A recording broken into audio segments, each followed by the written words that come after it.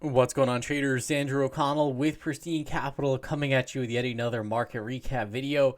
It is July 26th, 2021. We are approaching month end. Today we're going to talk about the price action in the indices. We will go under the hood and check out our sectors and style factors like we always do. We will go through my trades for the day, and we'll also talk about options order flow. Before we get into all that, quick risk disclaimer: nothing in the video should be construed as investment advice or recommendations. Please follow your own trading plan and your own risk parameters. And last but certainly not least, do not YOLO your entire account into any one of my trades. Also, please feel free, go ahead and click that like button on this video and subscribe to my channel. It really, helps me out, helps spread the word for my channel, and it's a great way to support me. All right, let's jump into it here. Alrighty, so what do we have? Today I would say, like more of a boring day in the markets. I tried to have as few touches on the market as possible. We had S&P 500 as measured by the SPY close up 0.25%. We had the NASDAQ QQQ close up 0.08%. We had the IWM small caps close up 0.29%. And we had the Dow Jones close up 0.24%. Let's check out the daily chart. We have had 5 days of positive price action. So at this point, are you feeling lucky? Are we going to go for day number 6, day number 7, and just keep rolling on? Could happen. Definitely not saying it can't. We have Fed Wednesday coming up in 2 days, so keep that on your radar. And we are extended from the 5-day EMA. We're extended from the 5-day. We're also extended from that 20-day. So definitely, I'm going to remind, this is a reminder for myself. This is a reminder for anybody that's watching this video. First of all, I appreciate everyone watching this video. You guys, you're all legends. Thank you so much. But, we talked about this back up here. Once you start to get this lofty, the risk reward does start to deteriorate. And keep in mind, every time this happens, but, very few people actually learn, or, very few people actually develop the emotional intelligence to handle it. The market is up here, and when it's up here, it feels like it's never going to retest the key moving averages. If you've been in the trading group for a little while, you understand the market always tests the key moving averages. So if you're buying up here, there's nothing wrong with doing that. The trend is up, and who's to say we can't go even higher? But be prepared, have an action plan in case the market does, test the key moving average. What's your game plan going to be? What are you going to do? One of the key reasons why I see a lot of, traders struggle is because they add to their positions every single day on the way higher. And, let's say they're an options trader. By the time they get to, day 1, 2, 3, 4, 5, like day 5 of the rally, they'll have 20 options positions on. And the market sells off, and boom, oh my gosh, I'm taking the loss associated with 20 positions. And then on the way down, they're reducing their options positions. By the time we test those key moving averages, guess how many options positions they have on? 0, because they stopped out of all of them. So essentially what ends up happening is you always have a ton of positions at the top and basically no positions at the bottom. So just something to think about, some food for thought. As of right now, the trend is up. All right, let's go over to our NASDAQ. We'll run through quickly here. Oh, what did I just do? Oh my gosh. Okay. NASDAQ had a nice finish. We're trading above this R2 pivot. So again, it just goes to show how strong this trend has been in the NASDAQ. We had, due to the Delta variant, we essentially had like another COVID shutdown trade where a lot of the shutdown COVID winter stocks have been killing it. A lot of the FANG stocks have been killing it.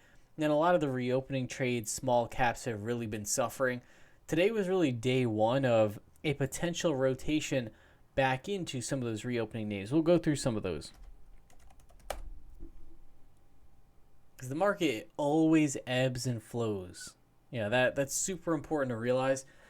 Once you get a COVID shutdown trade that goes into full swing, suddenly your mind has to open up to another COVID reopening trade. So that's what I'm trying to prepare myself for. Russell had a nice performance today. You can see, everyone's pretty much short the Russell at this point. We're below all the key moving averages.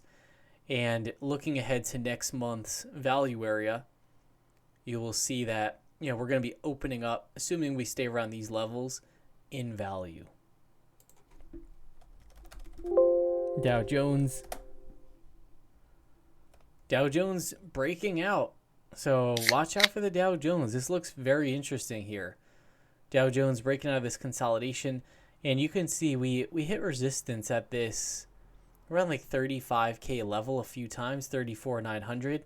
And now we actually just pushed above that in today's session.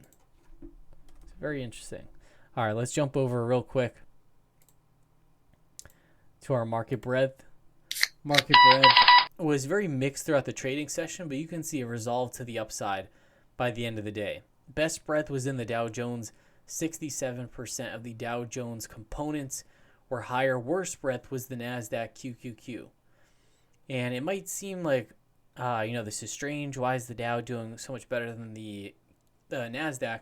And really just the reason why is because the NASDAQ has had a phenomenal run. And we had Tesla report earnings after the bell. We'll take a quick look at what Tesla's doing after hours. Tomorrow we have, and I always print this out in my little earnings sheet. Tomorrow we have Apple, Microsoft, Alphabet, and we also have Starbucks. So we have a bunch of names, Visa as well. So we got a ton, and Enphase. There's just a ton of names reporting tomorrow. So maybe some investors, traders were just shifting things around a little bit into those events. All right, sectors. Blockchain names take our top slot in terms of momentum. They were up 7.51%.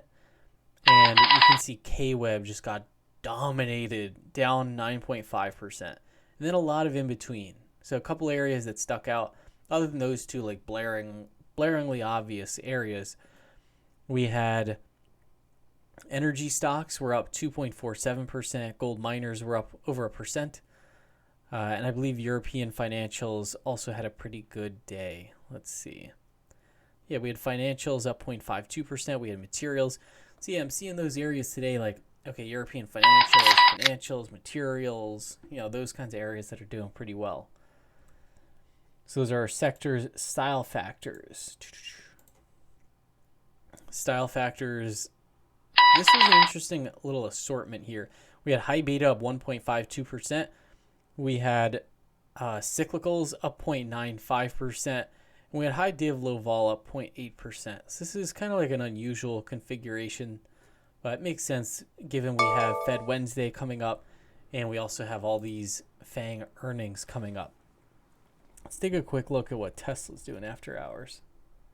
Okay, Tesla's having a pretty good reaction to the print. Tesla is up. It's trading at 673.7. So a nice reaction. You can see put in a nice hourly candle. But what's interesting is moving up to 673.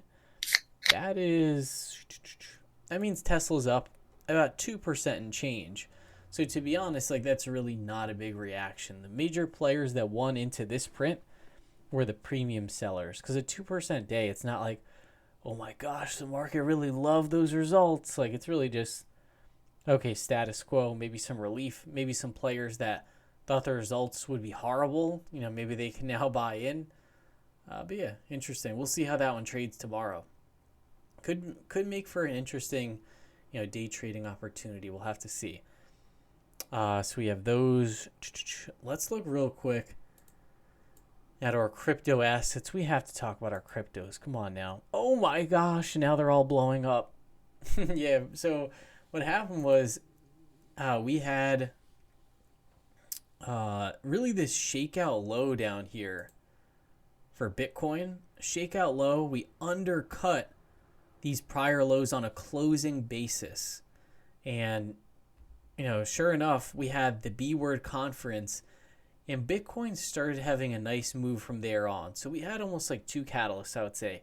We had that, or I would say three. We had a very oversold low where we undercut the prior closing lows. So we had a nice shakeout. Then we had the B word conference with Jack Dorsey, Kathy Wood, and Elon Musk. And then we also had the Amazon rumor that came out. So they are hiring like a digital payments acceptance lead or specialist, whatever you want to call it. But there was a rumor that came out like, oh, they're going to start accepting crypto in late 2021 or 2022. That even for me, I was like, yeah, that's just like a rumor or whatever. But yeah, the price action really had a sharp move higher, and we had a short squeeze over the weekend. Now today we hit this, very overbought in the short-term level of 40K on Bitcoin. And we hit the very overbought level of about 2430 on Ethereum. And there was a headline that came out at the close saying, the rumor is false. Amazon is not going to be accepting Bitcoin by such and such date. And now we're getting some selling. So there's going to be a lot of people out there, especially the people that don't really have conviction in Bitcoin or cryptos. I happen to have like a high degree of conviction. I'm really bullish on these for the long term. So a lot of people that really just follow the price action, or maybe they are trying to FOMO in, or whatever you want to say, they will see that Amazon thing and be like, oh my gosh, the whole reason why we had this rally, is now a falsehood. We're about to just, plummet right back down. I really don't think that's the case. The headline happened to drop right as we were hitting these very overbought levels. So to me, the way I look at it is just, we got really overbought. Nothing ever moves in a straight line. Could we retrace some of these gains for the next day or two? Maybe. And I think that would just make for a much better buying opportunity, to be quite honest. Let's do some fettuccine Alfredo analysis here. Let's see. Okay, so we have our fettuccine levels. Oh my gosh, what the heck? Let me do this.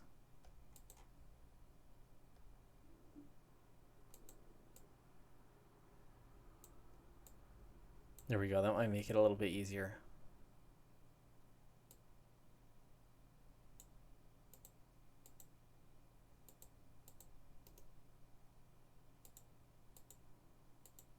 These are not really cooperating. But essentially, like, what I mean to say is, let's say this increase was literally, Bitcoin was at, 29K. We'll just call it 30K. And it pumped up to 40K in about like 5 trading sessions. That's literally a 33% increase over, maybe 5 trading sessions. Could we retrace, maybe 23.6% of that advance? Could we retrace 38.2% of the advance? Absolutely. So I definitely want to be prepared for that. I want to be buying if we get that little dip. So that's about that on Bitcoin. Let's jump over to some of my trades for the day. Let's take a look. Yeah, MicroStrategy. This is so my biggest positions I have on right now are Ethereum and MicroStrategy. This one had a really fantastic day, and we're pushing to the upper end of this consolidation range. So I'm really liking MicroStrategy today. I think a lot of the shorts in this name probably got cooked today. They probably got barbecued. So we'll see what happens. Let's check it out here. So I got long some Chewy common shares this morning. The stock was moving higher on some nice relative volume, but it looks like, it didn't really have much steam in it to push it higher. So closed down 0.45%. It's not like it had like a major collapse, but we'll have to see how the price action forms tomorrow and if we can push back to this 90 level. And then the other equity trade that I did, I closed out more of my global e-common shares. I closed them out for 62.18. I had paid 55.15. And I took a target on Friday on my global E at 65. So let's talk about this. Let's talk about it. Boom. Oh, I'm so pumped. I'm going to go for a nice workout after this. Okay, so global E. Let me just make this bigger. So I have my stop on global E set down here at around like $60. And this is my entry down here. So either way, this trade is, this is going to be a winner for me. I've locked that in at this point. My initial target for this one was about 65 bucks. And I took my initial target when we hit that level. Today was really the first day of what I saw as a potential, it might just be a little mini rotation, or it could be bigger. But I saw some movements out of some of these high growth names into, like we talked about earlier, materials, financials, those names. So the way I see it is, hey, I took a target on Friday. I do see a high likelihood that we do test this $60 level at some point in the next couple days. So rather than stop out of, 70% of my positions when we hit that point, I was like, you know what, I'm going to take a bigger target up here. And then if we, tag that level, then I'll take the whole position off. So I just kind of proactively took another target. And that's, it really just comes down to how you're seeing the market and how you see it playing out. But I risked 7.38% on this trade. And I want to make sure that I'm locking in a nice risk multiple on my winner. Because what that does is when you could get greedy, like this stock, for all I know, maybe it goes to like 80, maybe it goes to 75, and then I would say like, oh man, I missed out. But in order for me to be a consistently profitable trader, I need to make sure that the math behind my trading is working out. Meaning, if I'm risking 7% on a trade, maybe I only win 50% of my trades, but I need to make sure that my winners are bigger than 7% if that's the case. So yeah, I locked in a nice winner on this one. And then what else did we have? So Global E. And then the other trade that I put on, I got some long Airbnb 145 strike calls. And these calls that I put on, these are the August 20th strikes. The August 20th calls. So let's look at Airbnb. This put in a really nice candle today. Airbnb. This put in a nice bullish outside day. Had a nice move off the lows. And this down leg here, this was like, oh my gosh, Delta variant's going to crush the United States. Then we had a nice little bounce. We've consolidated sideways for a few days. And we're pushing higher on some nice relative volume today. And what you'll see is, we undercut the low from the prior two trading sessions. And then we closed, nice bullish outside day here. Now we have these key moving averages to the upside. I see a high likelihood that we at least test those. And then we have this monthly value area low here at 146, about 1.3. So yeah, I took some calls here. Maybe I'll just scalp these, if we get a nice move into the end of the week, something like that. But yeah, Airbnb definitely looks very interesting to me here. And then let's jump into our options order flow via VigTech. Let's go to our options race. And this is just showing you throughout the day how the options flow was developing. And yeah, you can see Tesla had the highest flow throughout the trading session. And it really just, kept that position throughout the entire day. And look at this, MicroStrategy is getting some flow down here. Nice. So this definitely has the potential to be a meme stock. I'm all about it. Okay, so Tesla, flow leader. And then let's look at our TradeScape. See if there's anything interesting that popped up today. On the TradeScape, it's kind of odd. This looks a little strange here because there's not really much volume showing. Let's see, we have this Corsair coming up.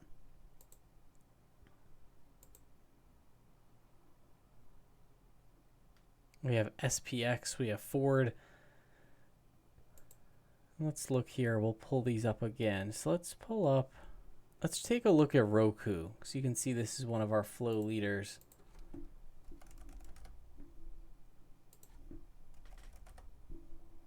Yeah, and Roku, it's doing the right thing. Roku is moving on high relative volume, and we're really just pushing up against that prior high. Roku does report earnings on August 4th. But yeah, this is, in terms of like one of these names breaking out, this one's definitely going to be on my watch list into the end of the week. So we'll leave it off there on Roku. This one, very interesting name. Hope you all have a great rest of your day, and I will see you all tomorrow.